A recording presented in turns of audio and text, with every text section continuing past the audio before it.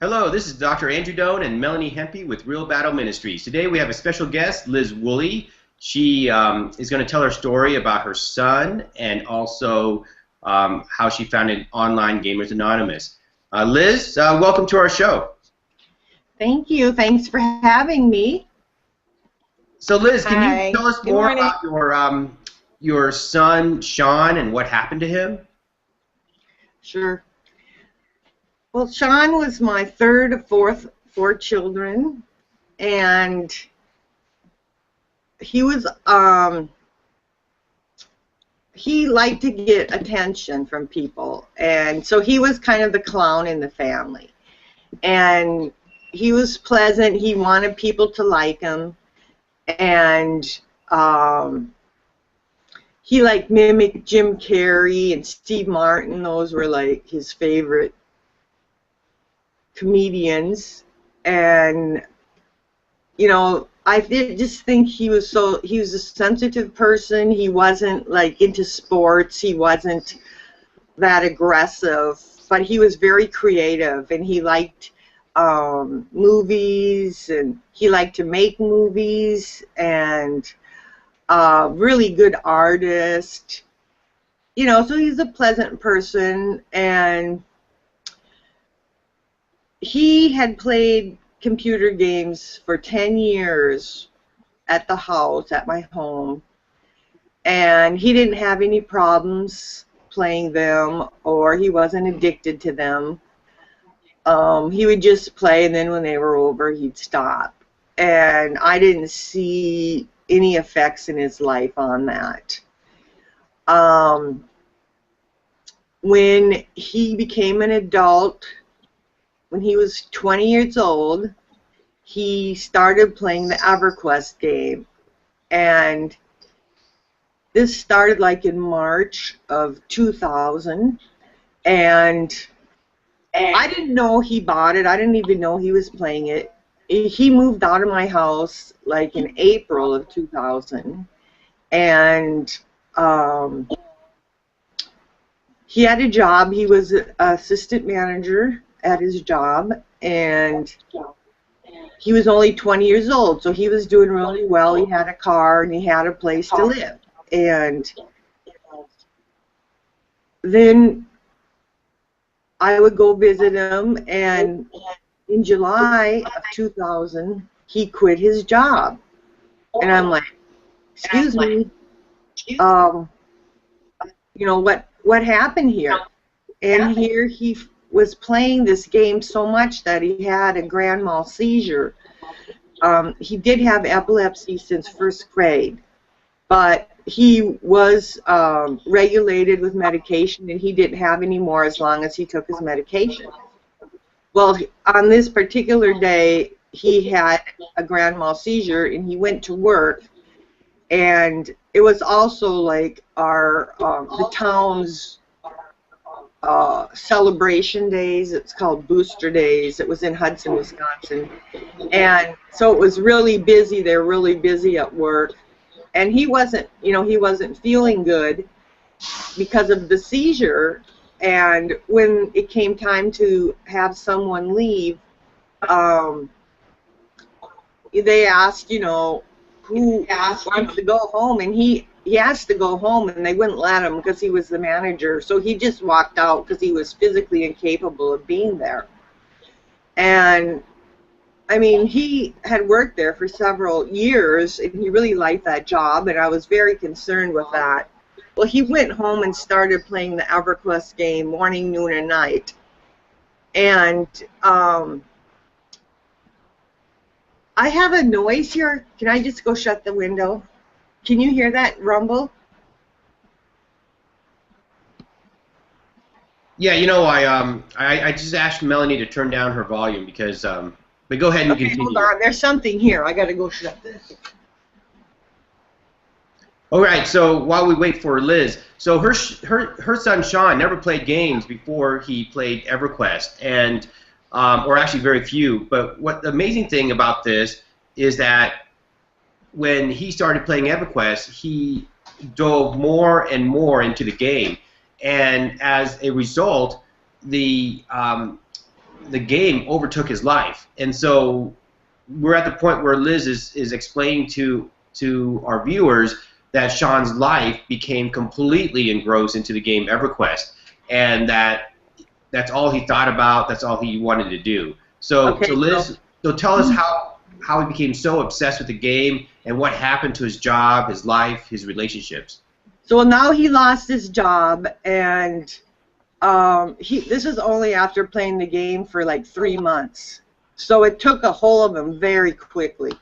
And this is one of the first MMORPG games that were out there, and that's multimedia online role-playing games. And this was the first type of game like that he played. So within 3 months, it had affected his life very negatively. So anyway, he's living at this house, and he's has no job. And he told me he was out looking for another job, but I later found out he really wasn't. And he was so desperate that he actually was stealing the landlord's food. He wasn't paying his rent. I knew he was going to get evicted, so I was going over there kind of, on a regular basis, but he looked terrible. He didn't take care of himself anymore. He wasn't cleaning up. He wasn't shaving. And he looked just depressed. He was becoming so Liz, what was the time frame when he became that way? So he was functional, and then what was the time frame in which you saw the degradation where he became disheveled, lost his job, started stealing food, had all these other problems? Can you share with us, that time frame? Yeah, it was only 3 months because he got the game in March, and by July he had left his job. Wow. So how many hours was he playing? I wasn't there, so I don't know, but I talked to his landlord, who was also his roommate, and he said he was staying up all night, and he was playing it all day and all night. Wow. So when he lost his apartment, lost his job, lost, all these other things, what can you share with us what that night when you thought there was a burglary in your house? Well, that comes up a little bit later, but I knew that, he was in trouble here, and I knew he was going to want to come home, so I had to get some sort of plan. And I said, well, you can come home as long as you go and get some therapy, because he has a problem here. I mean, he's becoming a different person that I don't know. And so he agreed to do that, so I brought him home. And he went to see a therapist several times, and I'm telling the therapist, I'm thinking it's something to do with this game, because, this is all he wants to do. And the therapist, talks to him and several times, and then right in front of Sean, he told me, he says, well, you should just be glad he's not addicted to drugs and alcohol. And this just put the knife in our relationship, because from then on, Sean thought it was my problem, it wasn't his problem, and that he could keep playing this game, and there's nothing wrong with him playing it.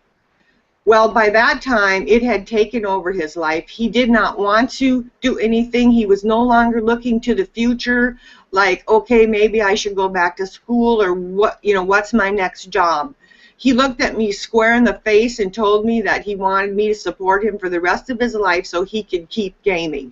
And Wow. He was totally serious. Wow. Liz, that really breaks my heart, because gaming addiction is not an official DSM diagnosis. That's the Diagnostics Statistical Manual for Mental Disorders in the psychiatric realm or world or field.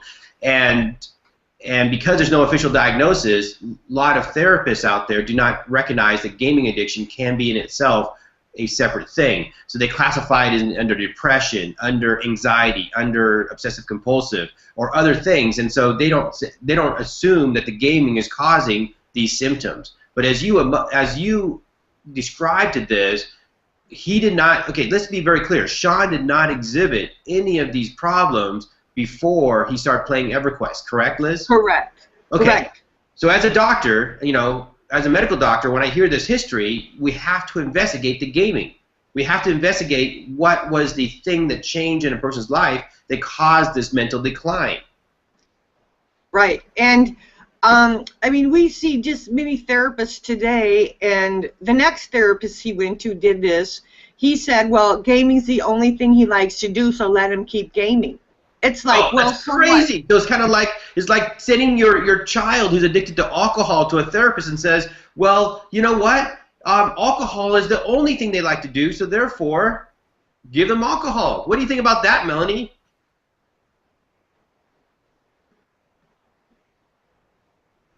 I think it's just, I hear it too. I absolutely hear it too. I hear it from moms that just say that, you know, well, it's my he does not have any other hobby. The only thing that he's good at, and they want to see him succeed at something, so they support his gaming habit. In fact, moms will even to the store when a new release comes out, and they'll wait in line for 5 hours, right, to get the new release. They love their sons. They want them to be happy. When it gets to the point where it's just is wrong, just like Liz, a lot of parents maybe talk to their other mom friends, and nobody knows what they're talking about. They have absolutely no idea. There is absolutely no general idea out there that there is something wrong with video games. So then you start feeling really bad because you just feel like it's you. And I really struggled with that myself. Well, he could be doing something worse, Liz, just like what your psychologist said. Worse, at least I know where he is, and I don't have to worry that he's out, you know, drinking or out getting in trouble. He was a teenage boy. So I wasn't going to worry about it. So it's kind of a huge cop-out, and I think it's a huge cop-out, quite frankly, for doctors that they don't have another answer, and they're just not doing the research, and it seems so innocent. But it's very... That's absolutely right, and that is a cop-out. So Liz, so tell me what happened after that when he started, when he heard that from the psychologist. What did he start doing when the psychologist says, well, at least it's not like drugs and alcohol? Well, I just wanted to also clarify why at the beginning I knew that this was a problem was because of my own history. Is that I was in AA since for like 20 years, so I know what addicts look like. I know the definition of an addict. I know that when something starts overtaking their lives and ruining it, that this is a problem, and we need to look at it past entertainment.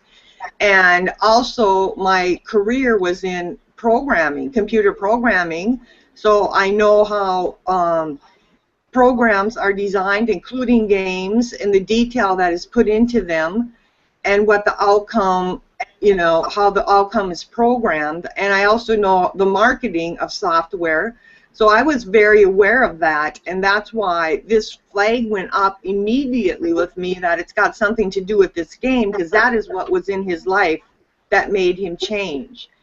And so that's why I was, you know, watching that and had concerns about that, and, you know, quite quickly I picked it up that this was not good for him, and, you know, let's get this taken care of.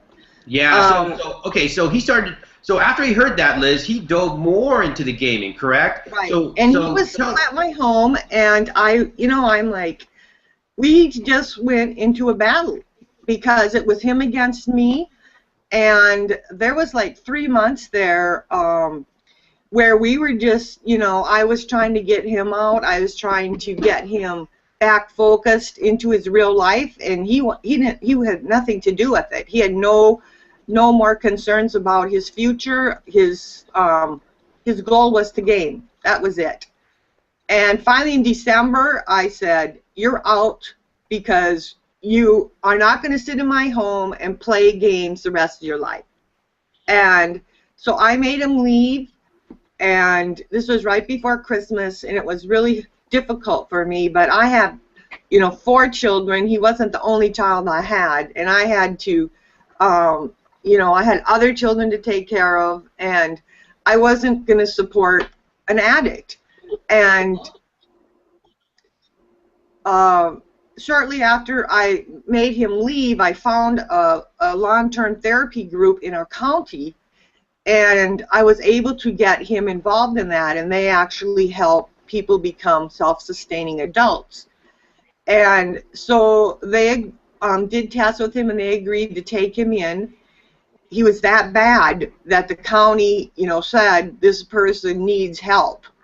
And as an adult, they accepted him in the program, and they did all sorts of psychological tests to make sure, you know, they knew what they were going to be treating, that he was, and that he would work in their program. And so they accepted him in the program, and they put him in a group home. And that was great because he needed the socialization, because when he was gaming, he was totally getting into the antisocial aspect. He wasn't hanging out with his friends anymore, and the gaming just became his life.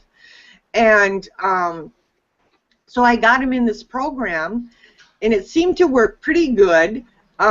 They were making sure that he was going and getting his medications, and they diagnosed him with depression and schizoid.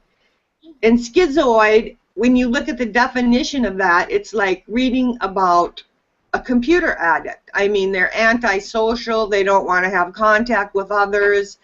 You know, and I just read that, and I'm like, wow. You know. Now, he didn't have depression. He didn't have schizoid disorder before he played the game EverQuest, correct? No, absolutely not. Be very clear about that, because you know, people will try to pin that he had some kind of diagnosis before. So I just want to be very clear with that.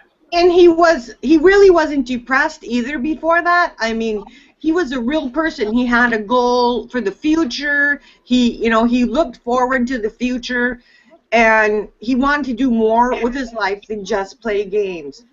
And before he wanted people to like him. He was very social. He had friends. He went out with the family. He wanted to belong in real life.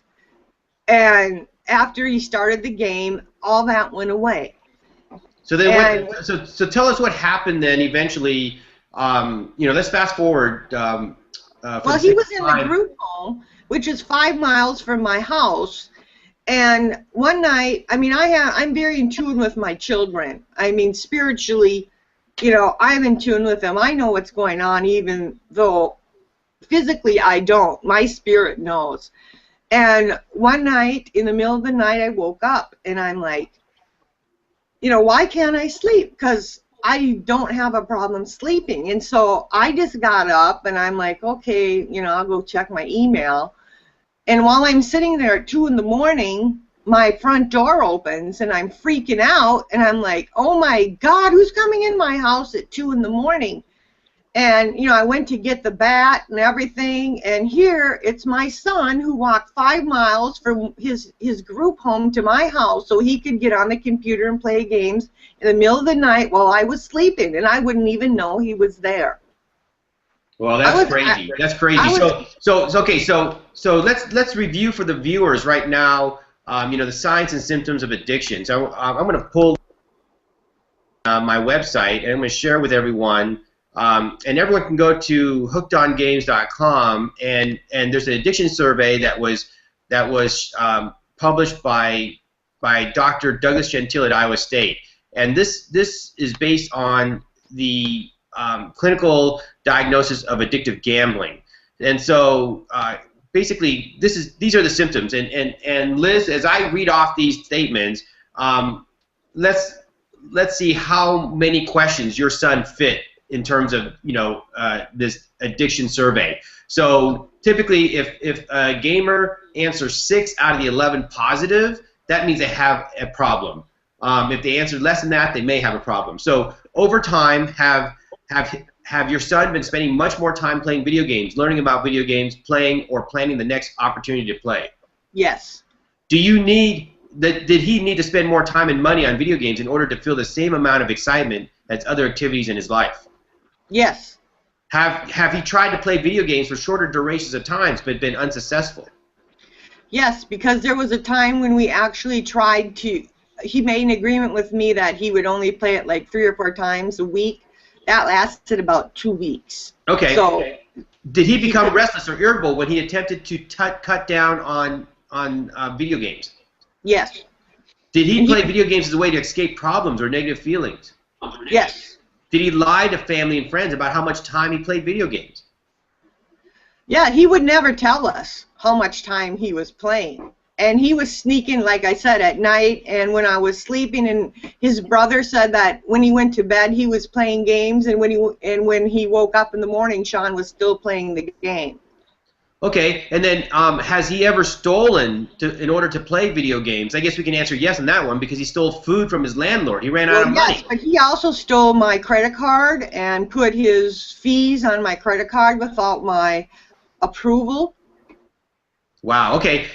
Did he sometimes skip household chores in order to play video games? Oh, yes, because when he was at his apartment, it was like a trash house. As soon as he had access to the video game in his apartment, nothing was cleaned. It was absolutely like a hoarder house. It was a pig pen. Okay, and then obviously he skipped work to play video games, so that's one of the questions too. And then have he ever done poorly on school assignments, tests, or work assignments because he spent so much time playing video games? Well, he had the seizures because he played video games, and of course that affected his work. Okay, and then finally, has he ever needed friends or family to give him extra money because he spent too much of his own money on video game software and game internet fees? Well, I sometimes think that could have been part of why he committed suicide, because he started racking up bills again that he couldn't pay. Wow, so he answered 11. So you would say he fit 11 out of the 11 questions for gaming addiction in that survey. So that survey is actually very accurate in terms of diagnosing pathologic gambling. And I just wanted to draw the analogy. Right now there's I think there's a game called Candy Crush, and it's a free game, but it gets people to play, and it basically like a little slot machine. You know, you play and you're matching up these fancy jewel colors and stuff, and people are actually feeding tens, hundreds, thousands, and sometimes even tens of thousands of dollars in these free games. So there's some game designs are very similar to gambling, such as when Melanie and I talked in the past about World of Warcraft and even games like EverQuest, the massive multiplayer online games, where because we kill a creature, the final boss, there's a random drop. So that's like gambling. So Liz, what finally happened when you visited him? After many months of this gaming hell that you experienced. Well, he was in the group home, and then eventually he was doing really well. He got another job, and he said he wanted his own apartment, and they're like, okay, we'll help you get your own apartment. And I'm like, don't. I said, he needs to be in that structured environment. I said, because he's going to go into the anti-socialism, and I was afraid he was going to get into the games again. And I said, don't let him get his own apartment. And they just said, who are you? He's an adult. If he wants his own place, we're going to help him get his own place. And so they refused to listen to me and helped him get his own place. And within 3 months, he had his own computer. And the day he got his computer, he stopped all contact with his doctors, his therapist. He went into his room, and all he did was play games and go to work. And the only time I could see him was when I went to his work, because he wouldn't let us in his apartment because he had stopped cleaning his apartment. And I did not know at that time he had also stopped taking his medications. And finally, on Halloween, which is October, he came to my house. I actually went and got him because now he didn't have a car anymore. And he admitted to me that night that he had stopped taking his medications, and it was really difficult for him to tell me. And I was like shocked. And at that time, I did not know he had also stopped seeing his doctors, because they told me afterwards that they couldn't tell me anything because of patient privacy. And so immediately the next day got on the phone, and that's when they started admitting all this stuff. And I'm like, you've got to get him, because this is the beginning of November. I said, because this isn't right, and you're just letting him sit here, and he's going in this downward spiral, and now he's gaming again. And she's like, yeah, well, we have an appointment after Thanksgiving. And, well, I went to his house on Thanksgiving to get him to go over to my sister's, and that's when I went in his apartment, and there he was. He had committed suicide, and he was sitting in front of his computer with that EverQuest game on it. And at that time, I mean, I couldn't tell. I saw him with the gun. I'm like, oh my God, he's going to kill me. So I just took off out of the room because I had fear of him. And because he had such rages about this game, and he was so angry with me because I wanted him to stop playing that game. And I went and called the landlord and collapsed in the hallway. And then the landlord came and told me, you know, he said, well, he's dead. And, you know, and that was it. I mean, I saw that game. I said, this is something to do with that game. And those people haven't heard the last of me yet. But I had no idea because I didn't know it was happening to thousands of other people in the world. Yeah, Liz, share with me what was on the screen, because I think that is a critical piece of I think why Sean committed suicide. Well, he was his game, the EverQuest game, was on the screen, and eventually I was able to get a hold of the files and his accounts from Sony Online, because they're the people who make this. And I found that it was something that did happen in the game that was so stressful to him that he actually did stop gaming. It happened the end of October. He had created his character called I Love You. And Sean was really not that romantic. I mean, you know, it was difficult because he was a young adult and he didn't have a lot of experience with girls. And some of the the experiences he had were kind of negative, but he had created this character, and he told my daughter that he was in love with someone, and here it was somebody in the game, and he only used this character for several hours, and I believe that, you know, he talked to this person and confessed his love, and whatever she or the character responded back was so devastating to him that he got off the game that day, off that server, and never went back on it for the rest of his life. And that was the server he was on from the day he started playing that game, so that was for 1.5 years. And that is so critical to why he committed suicide, because anybody who's a gamer knows that you just don't leave that world because that's your world. And he never went back on it, and then it was after that that he went out and got the gun. Yeah, so when you approached the Sony CEO and approached him and said, you know, these games are addictive, these games are made to be addictive. I know Sony went publicly and said, well, you know, video games are just like books and movies. You know, they're just like those kind of mediums. So how can that be addictive? You know, because we've had movies and books for a long time. And I just want to share with the readers that, you know, Nick Yee out of Stanford, he's a PhD who basically is in game design theory and studies why gaming is a cultural phenomenon and why gaming can be addictive. Is that there's 3 elements that makes games addictive, which is achievement, immersion, and socialization. It's like basically making gaming basically gaming on steroids. So unlike books and movies, I just want to emphasize that, unlike books and movies end, number 1. Books and movies do not provide a sense of achievement. It only provides a sense of immersion into the book or movie, okay? So there's no achievement and there's really no socialization. You do not connect with people through books and do not connect with people through movies. I mean, in the fantasy world that the movie and book illustrates. So gaming is like books and movies, I would say, laced with digital nicotine or digital crack, depending on what kind of game it is. And then when you ask the CEO about, you know, does he let, you know, others play this game and in his family, what was his response? Yeah, he had a son. I think he was maybe 8 years old, and he said, "Oh no," he goes, "I really watch my son. He won't be playing these games when he's an adult." So that's interesting. So I want to play this clip about, you know, how game designers do know about this.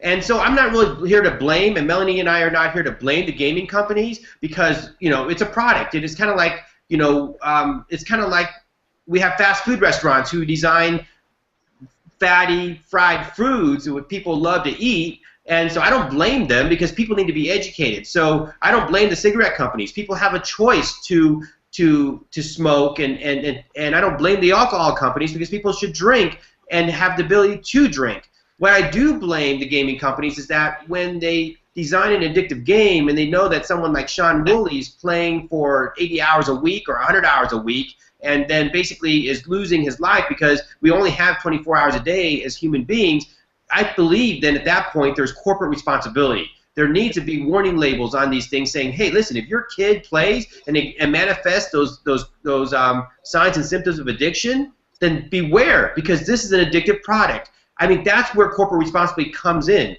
So I want to emphasize that. So we're not anti-gaming companies. So don't think that we want to destroy your fun. We're not, like I said before, we're not a buzzkill for people who want to play gaming responsibly. We're not out to prohibit alcohol or cigarettes. I mean, if you want to do that and lower the bar, that's fine. If you want to play games all your life and lower the bar for everyone else, that's fine. But we're here to educate and be realistic about this product and the dangers and how it can be tragic.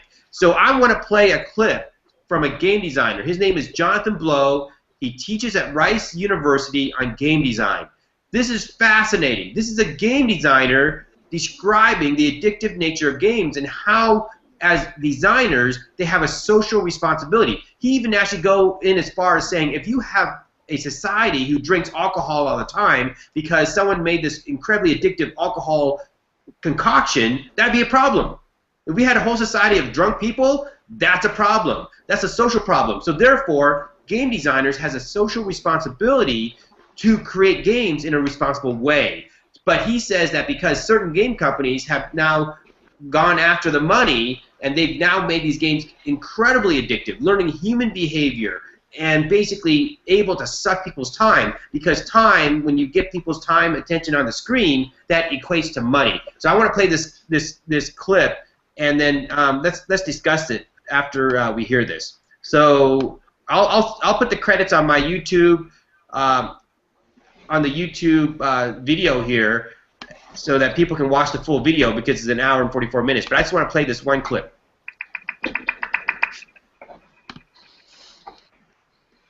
Now, there's a reason I bring up Farmville, and it's because it's really bugging me lately. A few years ago, I gave a talk about World of Warcraft and how I thought that was pretty much a bad idea. But Farmville is way worse, actually, not only because it has a bigger audience of more mainstream people, but because of the way it operates intentionally. The way Farmville is designed to operate is much more dastardly than the way World of Warcraft is designed to operate. And to explain this, I'm going to read a quote from Ian Bogost, who's a professor at Georgia Tech, and he made a game called Cow Clicker, which is a parody of these kind of Farmville games, which we'll look at in a second. But the way he explains it is, many of today's, he starts by talking about traditional single-player console games, right? Many of today's console games exert a time crush. They demand tens or even hundreds of hours of attention to complete, some or most of which often feels empty. In that respect, one could argue that many games seem to destroy time. But social games do something even more violent. They also destroy the time we spend away from them through obligation, worry, and dread over missed opportunities. Now, if you haven't played these games, you might not know how they do it. Hopefully, some of you in this room have not played these games. This is Frontierville, which is a new version of Farmville that was launched recently. And just like a dungeon crawler RPG has a lot of different things woven into it to get you to behave in certain ways, so also does this game. And it's insidious in a few different ways. It's got this, that little energy bar up at the top, lightning bolt. That's how many moves you have, right? And you can spend all those moves probably in 1 or 2 minutes, but it's not enough to really accomplish everything you wanted to do when you sat down to work on your farm. So you've got to wait for the moves to refill, but they don't refill very fast, right? It takes probably, I don't know exactly how long, but it's probably 3 or 4 hours for that bar to fill all the way up, right? So you want to spend those moves before the bar fills up, but the problem is if you go to sleep or you go watch a movie or something like that, you're going to start wasting moves. because the bar is going to fill up at 14 here in this picture, and then you just won't get any more turns after that. So like, you want to check in with Frontierville every 3 hours and spend your moves, because otherwise your farm is just not getting as good as it would get otherwise, right? The other thing it does that's pretty evil is that crops wither in this game, right? So you plant crops. The way it works is you buy a crop for a certain amount of money, you go plant it, you come back later and harvest it, and you get more money. It's a very simple loop. But the crop withers after a certain amount of time if you don't come harvest it, right?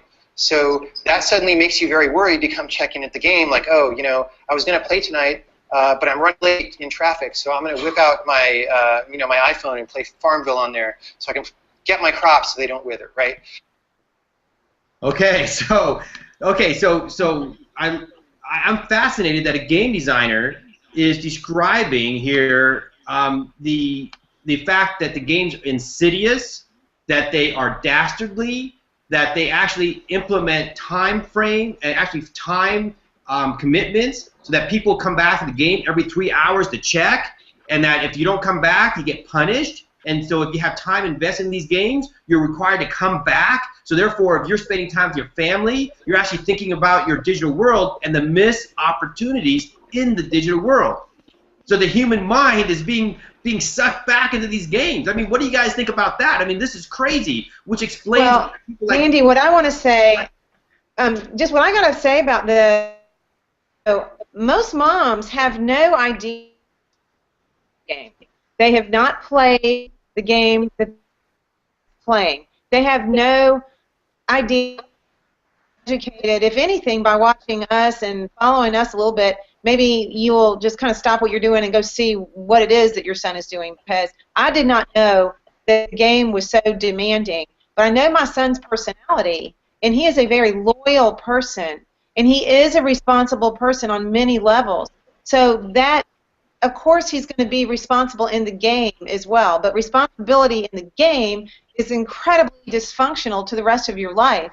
I just thought he was just making these choices. I had no idea that people were really counting on him, waiting for him, you know, that he needed to go, you know, harvest the crop or save the whatever. Yeah, absolutely, Melanie. It's like a second time. You know, it's like a second job for a lot of gamers.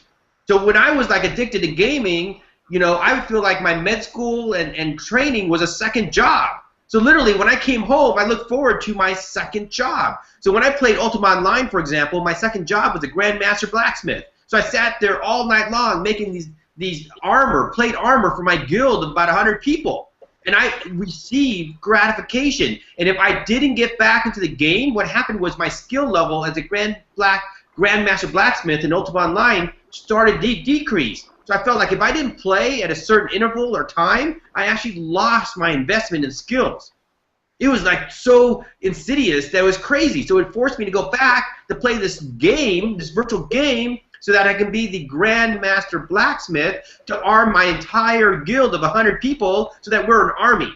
So I'm a devoted person. That's what makes me a great physician. So you know, that's a very valid point that you made about, you know, our sons and our kids who have these qualities that we, you know, admire in real life, but now the game has taken human behavior, which makes us a great human being, to get us addicted to games. Right, right. Well, I want to hear just the rest of your story here with what happened, because it's just so heartbreaking. Right, and so then after he died, I also thought, well, you know, this is just a stupid game. You know, why? You know, what's the problem here? And I thought that he was using it as an excuse to get out of his life. I had no idea that so much effort had been put into these, I call them the new generation of games, to make them, to specifically make them addicting, so that the gaming companies can make more money. And I did not find that out until after my son died.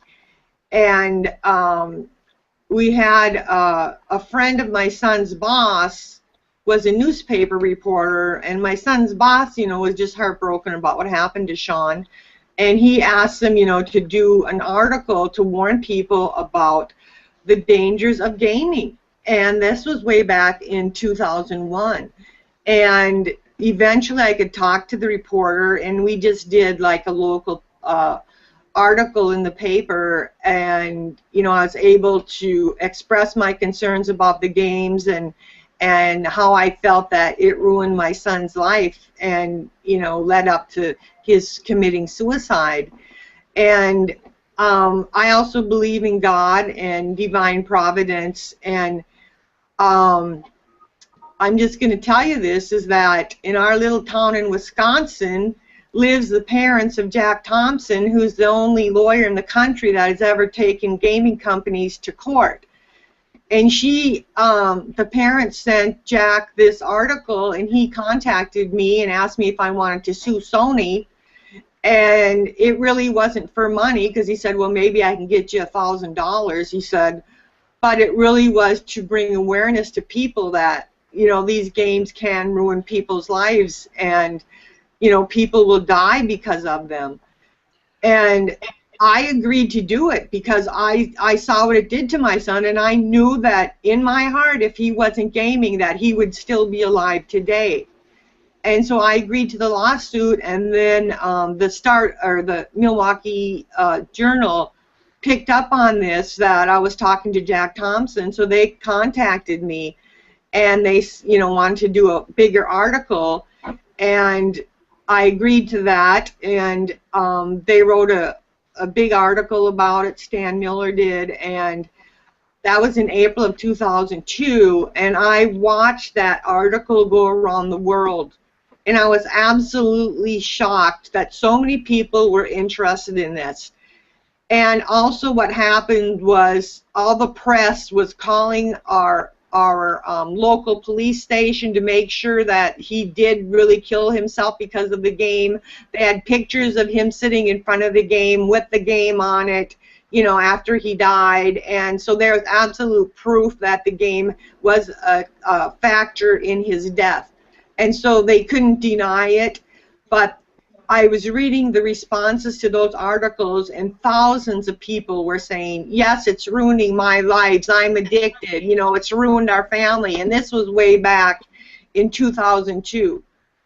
And I was like shocked because I didn't know, and I'm like, how come I never heard of it? You know, I said, how come nobody is saying anything about this drug? Why aren't people saying what this is doing to them and their families? And I said, you know, well, I'm going to start telling what I know, because I don't want other people to have to go through this, and we need help for this. And so I've been, you know, talking about it ever since. Wow. Yeah, that's crazy. So you're absolutely right about this gaming can be dangerous to our health, and so I want to share with you all and our viewers here some screenshots of brain scans. Okay, so this is Dr. Daniel Amen, who started the Amen Clinics, and what he does is he does SPECT scans, which shows blood flow of brain in the, or actually blood flow to the brain. So a healthy brain blood flow looks like the one on the right-hand side. If you're overweight or have sleep apnea or sleep deprivation is actually very prevalent in gaming, and I'll talk about that a little bit later. That's what your brain scan looks like. It looks like a little Swiss cheese. Those are inactive areas of the brain. We also know that now technology overuse, the brain scans, the MRI scans of technology addicts, there's actually brain shrinkage. So this makes sense. If you don't get blood flow to your brain, you're going to lose it. Those areas are going to shrink and die because your brains are plastics. They remodel over time. An Alzheimer's brain looks like over to the left, completely Swiss cheese, barely have functional areas. So Dr. Amen basically did a lot of research over this. He's a psychiatrist. Fascinating research. I want to share with you his TED Talk and what he shows. This is a scan of a. Actually, no, I'll talk about that a little bit later. But let's hear what he says on TED real quick here about pressure goes up, the blood flow to your brain goes down. So you need to know your blood pressure on a regular basis, and if it's high, take it serious. Okay, so these are the things that causes brain injury. Okay, brain injuries, drugs and alcohol, obesity, smoking, high blood pressure, diabetes, standard American diet, environmental toxins, lack of exercise, and always negative thoughts. This is fascinating. I mean, this research needs to get out, because what's interesting about this is that Melanie and I were talking about how these games can shoot the blood pressure up to 190 over 140 within 20 minutes of gameplay. So that means if your child is playing these violent video games, they are constantly having infarcts in their brain, causing brain damage, causing brain shrinkage, making it look like Swiss cheese. If they're on the computer and have lack of exercise, if they start smoking at a young adult or even teenage because they're on the computer chain smoking, I know so many gamers who smoke pot and smoke while they're playing. There's They also drink while they're playing. Yeah, and they're drinking alcohol too. So drugs, alcohol, and smoking while they're playing goes hand in hand. There's research out of Greece. There's research that shows that gaming addicts will switch to drugs, alcohol, and smoking later in life, because we're just replacing one dopamine rush with another. And then lack of exercise. And then also they have poor diet when they game. And then plus, if the game is causing always negative thoughts, think about that. That means that when a gamer is now worried about, like, let's say their farm, because there's degradation of their crops, or they're worried about their friends online, they're always going to have negative thoughts. It's causing conflict, and this is what Melanie has taught me. Why do we want to have conflict in our house when the gaming console, all we have is conflict? Well, those are always negative thoughts.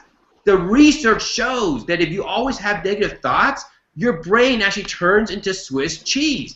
I mean, this is just, let me emphasize this enough. I can't emphasize this enough. So look at this. Look at this screenshot here of Dr. Amen's study. I'm going to share with you here. This is a brain scan of a violent man who abused his wife.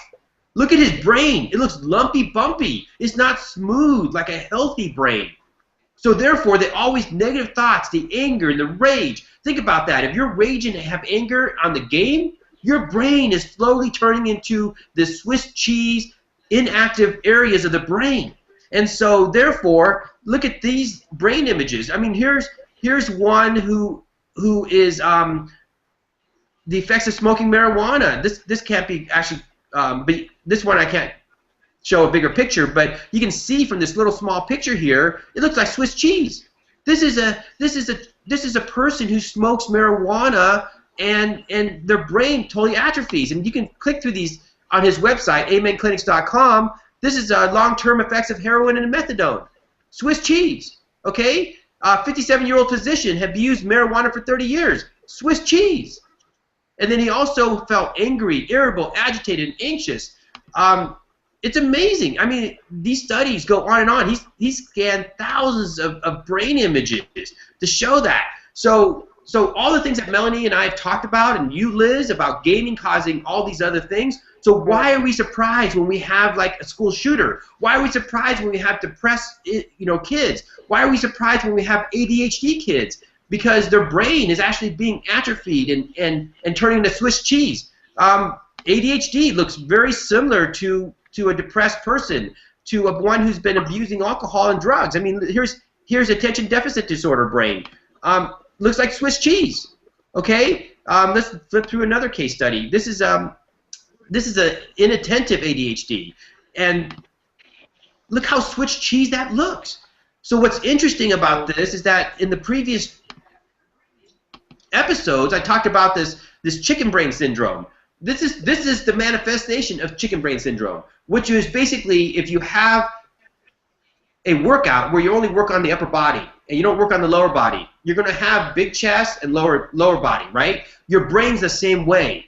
So now these are actual brain scans to show that if a child has attention deficit disorder, there are areas that are underdeveloped. So what I argue, and I don't have brain scans yet of video game addicts, and I hope that Dr. Amen, and I can work together in the future to basically do these studies. But I think we absolutely have to do research studies on this, to do brain scans of gaming addicts. But we all know as parents that when the child plays 8 to 10 to 16 hours a day on their gaming consoles, their brain is not developing because they're not concentrating on impulse control. They're not concentrating on creativity. They're not spending brain energy into other healthy areas to build up those brain cells. So therefore, there's going to be brain atrophy and shrinkage, which is what the functional MRI scans show.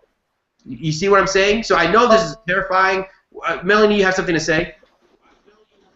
Well, yeah, I mean, I totally am very interested. I am so fascinated over the brain studies and these MRIs, deeper into this and to get more scientific proof.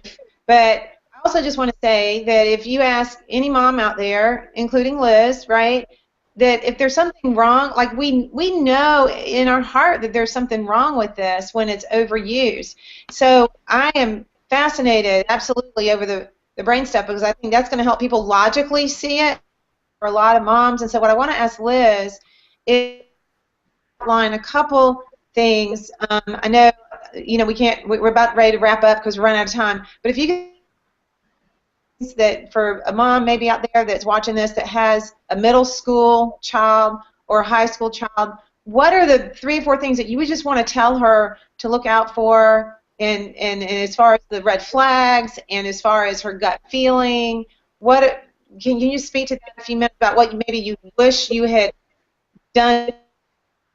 There are a lot of things I had done differently too. Well, I'd like to hear from you after being where you are in your shoes.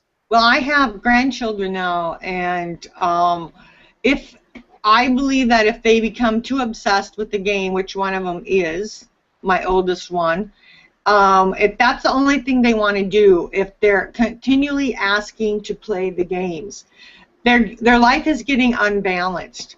And you as a parent need to have that red flag come up and say, you know what, this is getting too important to my son's life. And if he can't monitor it, you're going to have to remove it completely. And, we're really working on game-free homes now because we're finding that they're much more healthy, and the families can function as real families. And, I mean, we never heard of that back then. So today I am absolutely promoting game-free homes because everybody in the family can function as a unit rather than one person always being concerned about his game. And so I just think that especially when a child just that's all he wants to do is game, or if he's always asking for the game, or if you try to take the game away and you get in a fight.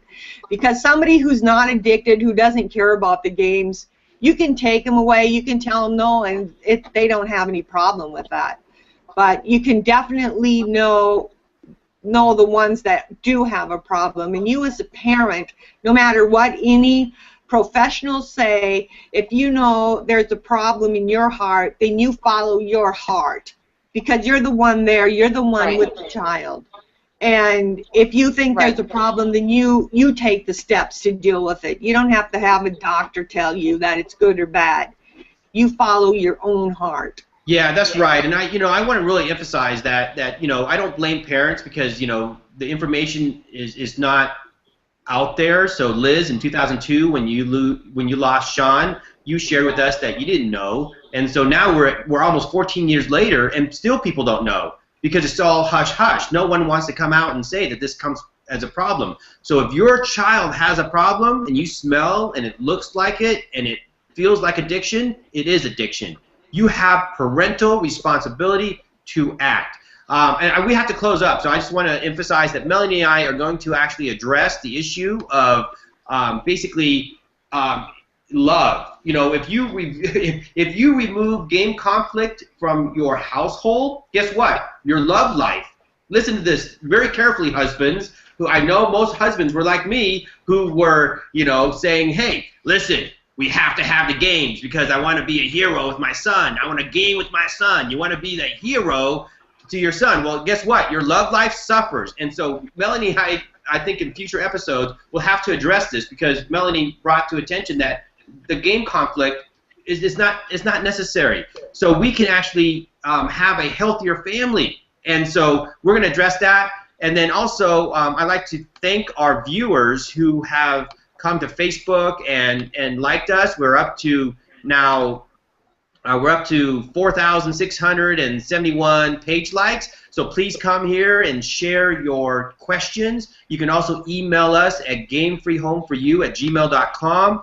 And we've had fantastic feedback, and we're going to spend some time answering questions of viewers and people who email us.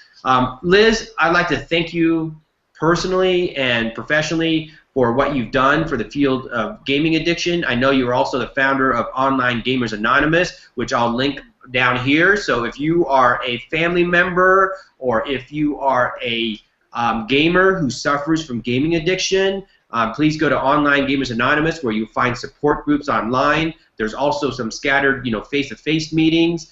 And so I also recommend that if you can't find a face-to-face meeting, I'm also a Celebrate Recovery ministry leader at my church, which is a Christ-centered 12-step program.